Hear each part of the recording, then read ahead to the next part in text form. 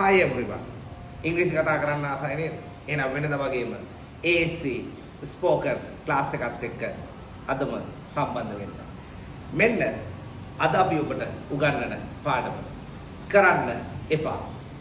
කරන්න එපා. ඔබට මේක නිතරම ඔබේ කතා බහේදී අවශ්‍ය වෙන පාඩමක්.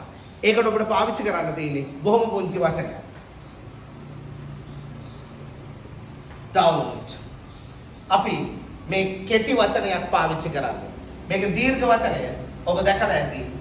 D O N O T do not කෙටි කරනවා don't. මේක ගොඩක් අය ශබ්ද කරනවා don't කියලා. It's not the right pronunciation. ඒක නිවැරදි උච්චාරණය නෙමෙයි. අපි මේකට කියන්නේ don't. What is this? Don't. Don't. Right? Remember the right pronunciation. Don't. හරි. එහෙනම් මෙන්න වචනය මොකක්ද? එපා. සිංහලෙන් අපි කියන මොකක් කියලාද? එපා. right? කතා කරමු. මට බාධා කරන්න එපා. මම ඔබට පෙර පාඩම් වලත් උගන්වලා තියෙනවා. මට me මට නම් me එහෙනම් බාධා කරනවා. ක්‍රියාපදය බාධා කරනවා. disturb.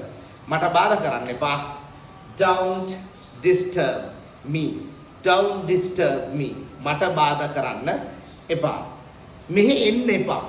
Don't come here. එළියට යන්න එපා. Don't go out. මගේ ජංගම දුරකථනය ගන්න එපා. Don't take my mobile phone. Don't take my mobile phone.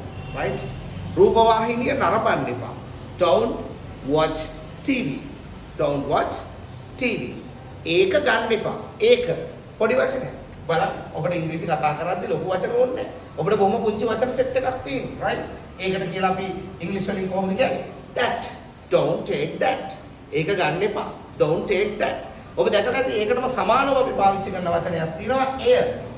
it. Don't take it. ඒක ගන්න එපා. Don't take it. ඒක ගන්න එපා. Don't take that. ඒක ගන්න එපා. Don't take it. ඒක ගන්න එපා. ඒක ගන්න එපා. එහි යන්න එපා. එහි there. එහි there. Don't go there. යනවට go. Don't go there. එහි යන්න එපා. හරි සරලයි.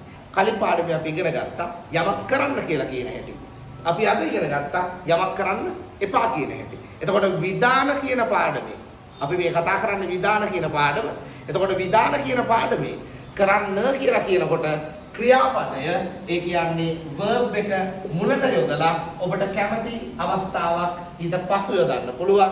කරන්න එපා කියලා කියනකොට ඔබ මෙම ස්ථානයට don't කියන වචනය යොදලා මෙතනට ක්‍රියාපදය යොදලා ඉන්පසු මෙතනට ඔබට ඒ අර්ථයට ගැලපෙන අවශ්‍ය අනෙකුත් කොටස් යොදා ගන්න පුළුවන්. හරි සරලයි. එහෙනම් විධාන පාඩම අපි පාවිච්චි කරන්නේ මෙන්න මේ ආකාරයට. ඊළඟට මේ පාඩමේ වැදගත්ම තැන තමයි please කියන පදය. ඔබට යමක් කරන්න කියලා කියනකොටත් please කියන පදය යොදන්න පුළුවන්. යමක් කරන්න එපා කියනකොටත් please කියන පදය යොදා ගන්න පුළුවන්. අපි ඒකෙන් මේ පාඩම අවසන් කරමු. කරුණාකර මට බාධා කරන්න එපා. Please don't disturb me. කරුණාකර මට බාධා කරන්න එපා. Please don't disturb me. කරුණාකර එහි යන්න එපා. Please don't go there. Please don't go there. කරුණාකර දොර අරින්න එපා. Please don't open the door. Please don't open the door.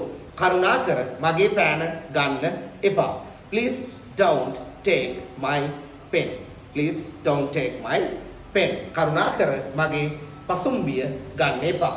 Please don't take my purse. කරුණාකර මගේ වීදුරුව භාවිත කරන්න එපා. අපි භාවිත කරනවට කියන්නේ මොකද්ද? use. භාවිත කරනවට කියන්නේ use. Please don't use my glass. ඔබට හරි පැහැදිලි. එහෙනම් විධාන පාඩම ඇතුලේ කරන්න කියලා කියන්නත් පුළුවන් අපිට කරන්න එපා කියලා කියන්නත් පුළුවන්. එහෙනම් මෙවැනි පාඩම් ඉගෙන ගන්න ASC online spoken class එකත් එක්ක සම්බන්ධ වෙලා ඉන්න. එහෙනම් අදට අපි ඔබෙන් සමු ගන්නවා. Have a nice day. Goodbye.